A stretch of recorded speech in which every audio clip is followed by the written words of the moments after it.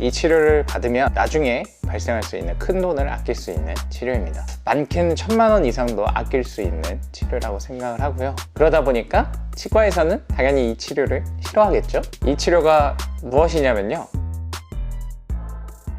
안녕하세요, 스마일미 치과 대표원장 황인영입니다. 오늘 다뤄볼 주제는요, 이 치료를 받으면 나중에 발생할 수 있는 큰 돈을 아낄 수 있는 치료입니다. 제가 봤을 때는 많게는 1000만 원 이상도 아낄 수 있는 치료라고 생각을 하고요. 그러다 보니까 치과에서는 당연히 이 치료를 싫어하겠죠. 이 치료가 무엇이냐면요, 바로 잇몸 치료입니다. 먼저 이 잇몸 치료라는 거에 대해서 설명을 좀 드려야 될 것 같은데, 대체 스케일링이랑 잇몸 치료랑 무슨 차이가 있냐 이렇게 말씀하시는 분들이 있어요. 근데 사실 이렇게 질문을 하시는 것부터 이미 치과에 좀 여러 번 다녀 보셨던 분들이실 겁니다. 오늘 이 잇몸 치료라는 단어를 처음 들어보시는 분들도 많이 있을 거예요. 그래서 한번 이 스케일링과 잇몸 치료를 비교하면서 설명을 드려보도록 하겠습니다. 스케일링은 사실 잇몸 치료의 가장 첫 단계라고 생각하시면 되는데요, 스케일링은 기본적으로 치아의 표면과 잇몸 바깥쪽으로 있는 치석을 제거하는 치료라고 보시면 됩니다. 그래서 우리 치아 표면을 보면은 가끔 노랗게 끼어있는 치석들을 볼 수 있잖아요. 바로 이렇게 노란 치석들을 초음파 스케일러라는 기구를 이용해서 제거를 해주는 게 스케일링이라고 보시면 됩니다. 그럼 잇몸 치료는 무엇이냐면요, 잇몸 치료는 사실 우리가 잇몸 치료라고 부르지만 정확한 명칭은 치근 활택술 혹은 치주 소파술 이렇게 부릅니다. 치근 활택술은 결국 치근, 그러니까 치아의 뿌리를 활택해준다, 부드럽게 만들어준다는 뜻이에요. 그래서 치아 뿌리 쪽으로까지 있는 치석들을 제거해주는 걸 치근 활택술이라 하고, 치주 소파술은 그 주변에 있는 염증까지 제거해주는 걸 의미합니다. 그래서 이 잇몸 치료라고 하면 기본적으로 잇몸 안쪽에 치아 뿌리 쪽으로 있는 치석들을 제거해주는 치료라고 보시면 돼요. 잇몸 안쪽에 있는 치석들의 경우는 굉장히 까맣게 생겼어요. 그래서 이 까만 치석들을 제거해주는 게 바로 잇몸 치료라고 보시면 되고요. 그러면서 그 주변부의 염증까지 제거해 주는 게 우리가 흔히 말하는 잇몸 치료입니다. 그러면 이 잇몸 치료는 왜 하는 게 좋으냐면요, 말씀드린 것처럼 우리 잇몸 안쪽으로 치석이 생기면서 염증이 발생하게 되면은 이 염증이 우리 뼈를 녹이게 됩니다. 이 뼈가 녹게 되면 결국 치아가 흔들리게 되고요, 이 흔들리는 치아는 결국 나중에 빼게 될 가능성이 높아지는 것이죠.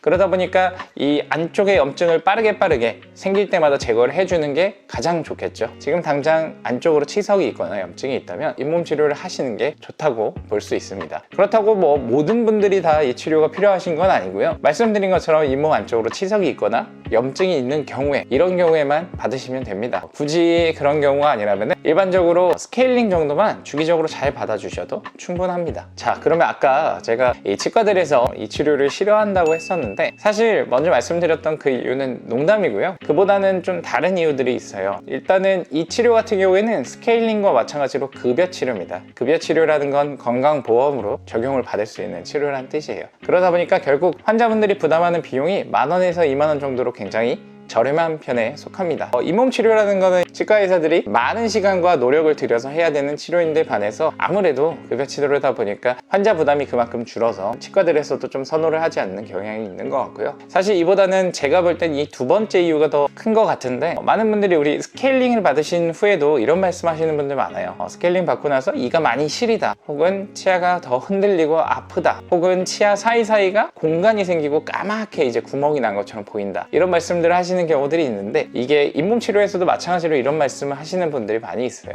그러다 보니까 치과에서는 할 수 있는 노력을 다해서 이 환자분의 잇몸을 좋게 만들기 위해서 노력을 했는데, 그럼에도 불구하고 이런 얘기를 듣게 되니까, 그러면은 내가 이렇게까지 노력해서 이 치료를 환자분들께 권하면서 이걸 함으로써 내가 큰 돈을 버는 것도 아닌데 이렇게까지 해야 되나? 이런 생각을 할 수도 있어요. 그래서 아마 이제 좀 이 치료를 조금 더 선호하지 않게 되는 게 아닐까 싶습니다. 방금 말씀드린 것처럼 스케일링과 잇몸 치료 관련해서 환자분들이 말하는 내용들이 사실 대다수가 좀 오해가 많이 섞여 있는데요, 오늘은 그 오해도 좀 같이 풀어드리면 좋을 것 같아서 이 얘기를 좀 더 해보겠습니다.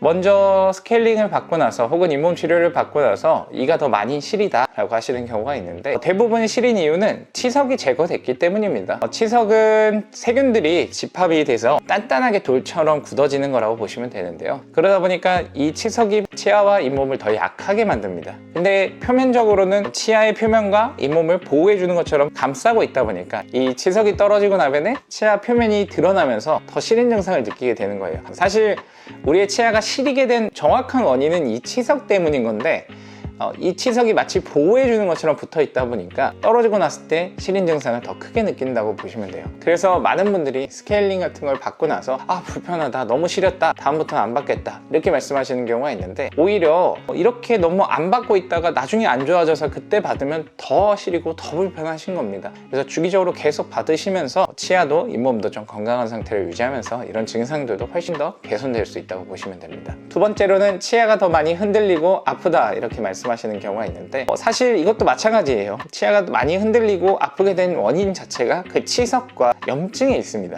그런데 이 원인을 바꿔서 생각하게 되는 거죠. 먼저 말씀드렸던 것처럼 치석이 보호 아닌 보호 같은 역할을 하면서 치아를 주변을 단단하게 잡아주는 것 같은 역할을 해주기도 합니다. 그래서 이 치석이 떨어지고 나면 치아가 더 많이 흔들리게 되는 것이죠. 사실 그 치아는 충분히 그 전에도 많이 흔들리던 치아예요. 마치 치석이 잡고 있어서 안 흔들리는 것처럼 느껴졌던 것 뿐이죠. 그래서 제거를 하고 나서 빨리 잇몸을 좀 건강하게 만들어줘야 그래도 조금 흔들리는 치아가 좀 덜 흔들릴 수가 있게 되는 겁니다. 다만 너무 이미 많은 뼈가 녹아서 많이 내려가 있는 상태에서는 이 치석 제거를 하고 나면 당연히 더 많이 흔들리고 실제로 빼야 되는 상황까지 올 수도 있어요. 근데 말씀드린 것처럼 이거는 스케일링이나 잇몸 치료를 받았기 때문에 치아가 흔들리기 시작하는 게 아니고요, 이미 충분히 많이 내려가 있는 상태에서 치석을 제거한 거기 때문에 그렇다고 보시면 됩니다. 마지막으로 치아 사이에 구멍이 뚫리는 것 같다라고 말씀하시는 경우가 있어요. 사실 이런 말씀을 제일 많이 듣는데, 대부분 그렇게 구멍이 뚫렸다고 느끼는 이유가 치아와 치아의 사이에 공간에 뭐가 메워져 있던 떨어졌기 때문이에요. 그게 바로 치석인데, 대부분의 환자분들이 그걸 치아라고 느끼고 계신 거죠.